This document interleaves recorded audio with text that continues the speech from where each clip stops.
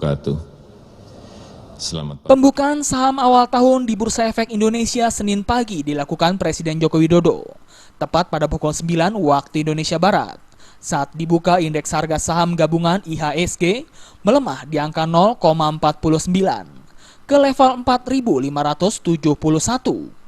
Pembukaan perdagangan saham ini juga dihadiri antara lain Menko Perekonomian Darmin Nasution, Menteri Keuangan Bambang Brojonegoro, Ketua Dewan Komisioner Otoritas Jasa Keuangan Mulyaman Hadad, Gubernur Bank Indonesia Agus Martowardoyo, dan Direktur Utama PT Bursa Efek Indonesia Tito Sulistyo.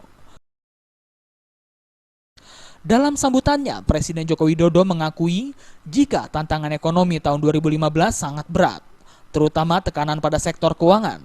Namun pemerintah berupaya menghadapinya dengan berbagai paket kebijakan ekonomi, sehingga pendapatan negara pada tahun 2015 berhasil mencapai 84,7% atau senilai 1.491 triliun rupiah. Oleh karena itu, dalam peresmian pembukaan perdagangan saham di Bursa Efek Indonesia, Jokowi meminta semua pihak untuk optimis dalam menghadapi tekanan perekonomian global. Akhirnya pada penutupan tahun kemarin, ini perlu saya sampaikan, pendapatan negara mencapai 84,7%.